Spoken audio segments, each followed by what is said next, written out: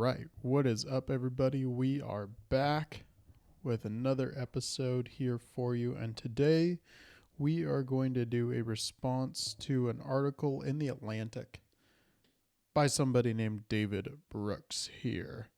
So I was reading this article and it blew me away so badly that I just figured we had to do a response on here. There's so many insane parts of this article. I can't believe The Atlantic even published it. And The Atlantic has the lowest standards for publishing shit you could possibly imagine. I mean, their publishing standards are like lower than Twitter's. And they still publish this. So we're going to go through it. We're going to refute all the important points here. And we're all just going to sit around and be amazed that this even ever went to print. So let's get started here. So this article starts off talking about why hasn't there been a mass uprising in the United States in response to Donald Trump and his authoritarianism, quote unquote. So here we go. The first great quote here is, for the United States, the question of the decade is, why hasn't a resistance movement materialized here? End quote. And that is in regards to opposing Donald Trump. What David Brooks does not understand is that Donald Trump is the resistance movement. Okay? The response to all the shit that happened in the late 90s, early 2000s, okay? The constant wars in the Middle East, the inflation, the collapse of the housing market, the inability for young people to buy houses at all, the explosion in the cost of healthcare, you name it. That is the status quo people are revolting against. That is why populism has taken root here in the United States. MAGA is the resistance movement. So this whole idea, isn't there like some counter resistance movement?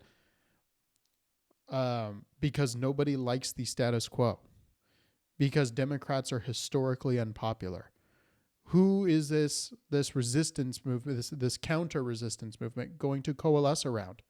AOC? Nancy Pelosi? Chuck Schumer? Joe Biden? No, so there's no figurehead. The Democrats have no message. The status quo is wildly unpopular. Why would there be a resistance movement? Okay? There is nothing to coalesce around. Nothing. No message, no leader, nada. So what you have is Donald Trump and the MAGA movement running roughshod through the political establishment. That Donald Trump crushed the GOP establishment, okay? There is nobody left in the Republican Party to oppose Donald Trump. So no counter movement is going to come from the right. The left has been completely discredited and destroyed after COVID and Joe Biden. So how would there even be some kind of anti-Donald Trump movement? There's nothing there. So just the basis of this article already is just stupid. This is a chair with no legs. There's nothing here. Okay. Donald Trump and MAGA is the resistance movement. Okay. So, but then David Brooks goes on to say, okay, about Donald Trump's government. Well, also just here kind of lamenting why there has been no resistance movement. The author says, the Donald Trump administration operates as a national extortion racket, using federal power to control the inner workings of universities, law firms, and corporations. First of all, what the fuck? The Democratic Party, okay, has always been the national racket, okay? They were the ones that used federal power to control all the intel agencies. The Democrats completely control universities. That's probably the institution they're the most entrenched in. Law firms, famously Democrat corporations, all the ESG, DEI shit. Democrats have had a chokehold on corporations. This is already just like pure projection, okay? But the article continues. The Trump administration has thoroughly politicized the Justice Department, launching a series of partisan investigations against its political foes.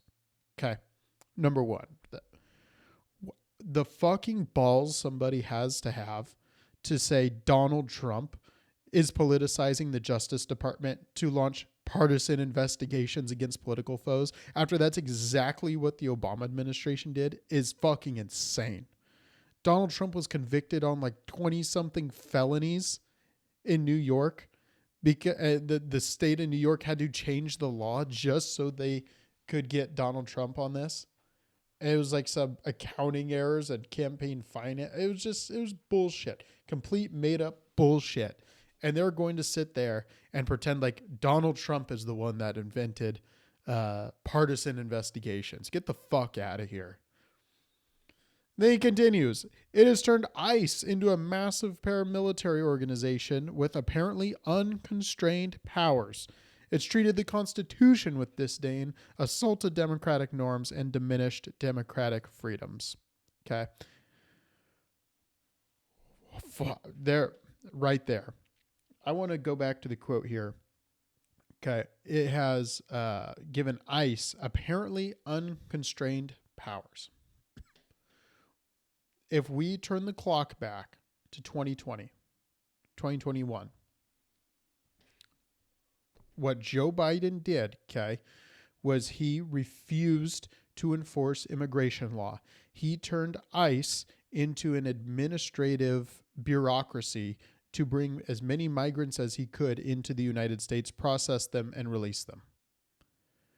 So to sit there and say ICE, whose actual job is to arrest illegal immigrants and deport them, okay? When they do that job, what they're supposed to do, that's unconstrained powers and a paramilitary organization. But when Joe Biden abandons his oath to protect the Constitution, completely turns ICE into a different bureaucracy, essentially aiding and abetting illegal immigrants coming into this country, that's fine. That no big deal there. But then somehow, I mean, what Donald Trump is doing, actually enforcing the laws, the problem. And keep in mind, Donald Trump hasn't passed any new immigration laws. All he has done has said, hey, the laws that are on the books, I took an oath to enforce them, and I'm going to do that. That seems like pretty obvious. You know, that seems like something that is actually your oath, something you have to do. Insane that this is trying to be spun like this. And if you didn't think this article could get any dumber, there could be any more projection, the author continues. Somehow. Here's the next quote. Okay. By this past spring, Trump's actions had become so egregious, I concluded that the time for massive civic uprising had arrived. On April 17th, 2025, I published a column in the New York Times arguing that all sectors of America needed to band together to create an interconnected resistance coalition. What's that sound like to you? A general strike? The arrival of socialism a century too late? Or what the fuck is this guy talking about? He thinks that every different industry is just going to band together. All these unions that don't even support Democrats anymore are going to band together to oppose Donald Trump, who is instituting tariffs that in majority these unions like. What industry is going to band together to oppose Donald Trump? He's better for American business than any of the presidents before him in recent memory. Like who? They want Joe Biden back? Is that what these businesses want? They wanted Kamala Harris to win? I don't understand. This author is so tone deaf and delusional. How could you look at businesses now in 2025 after enduring 4 years of Joe Biden and think they're going to band together and oppose The Trump administration? Out of his mind. Okay. But he continues. Again, somehow I have my notes on that quote. Just what a retard. But I digress. Here we go. Institution after institution cuts deals with the Trump administration extortion racket. In private, business leaders will complain about the damage Trump is doing, but in public, they are lying low. University presidents were galvanized by Harvard's initial decision to stand up for itself, but many other schools, including now possibly Harvard, have agreed to pay what are in effect compulsory bribes to the Trump administration, end quote. I'm not even sure exactly what he's referring to. I think he's going after the settlements that Harvard has had to pay for their Title IX violations for allowing men to play in women's sports. And I think this is about refusing to end DEI practices as well. But bribes to continue. What is Harvard bribing the federal government for? Harvard shouldn't be receiving anything from the federal government. Okay, they're a non-taxable hedge fund, essentially. They have a billion-dollar endowment, multi-billion-dollar endowment. They pay no taxes on it. They get tons of money from the federal government to discriminate against white people. Okay, remember they were one of the many schools who had a systematic way of discriminating against white people and Asians in their admission process. And they refuse to get rid of that system today. And so what David here is saying is that because the Trump administration is forcing them to stop their racist practices and pay fines for what they've done, okay, that's somehow a bribe to keep getting money that they shouldn't be getting anyways. Like, is David here taking the libertarian argument that these institutions shouldn't be receiving any government money? Because that I would agree with, actually, but that's not what he's saying. What the author is saying here is he's mad that Harvard has to take some of the hundreds of millions of dollars it takes from the taxpayer every year and pay some of that back in fines because they're led by a bunch of leftists who hate white people. Okay, that's what he's mad about. This, one of the most entrenched leftist institutions in the country, is getting its ass kicked by the Trump administration. He's mad about it. Fucking insane. That what won't call for Harvard to not receive any. Why does Harvard, an institution richer than any that most of us will ever be a part of in our lives, why do they need our tax money? They don't. And you won't believe it, but the author here continues. Okay. He says, this crisis is not about election cycles. And let me actually stop here and point this out. I put this as my final quote from this article because I agree with most of this. Okay. This is actually a pretty prudent analysis of the Trump administration and the MAGA movement. But the author's trying to paint it in a negative light because he doesn't like populism, but it is true what he says here. So the crisis is not about election cycles. It's about historical tides.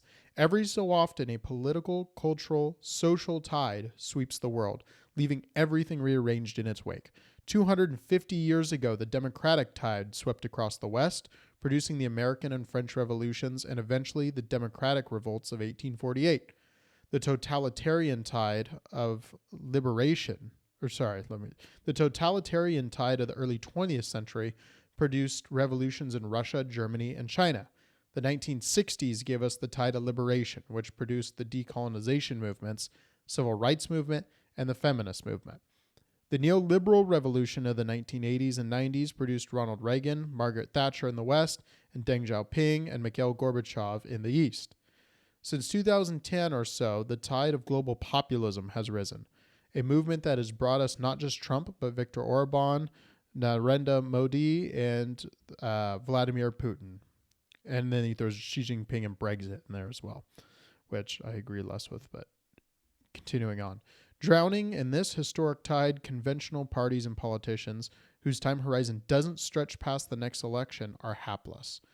Conventional politicians don't have time or vision or power to reverse the historical tide.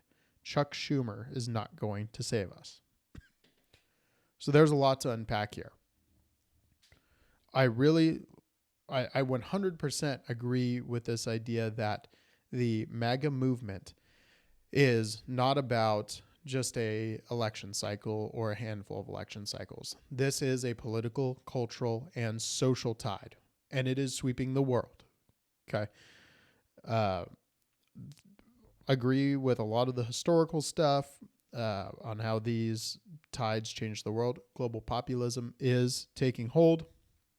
The old way of doing politics is over. Okay. The line here at the end, conventional politicians don't have the vision or power to reverse a historical tide.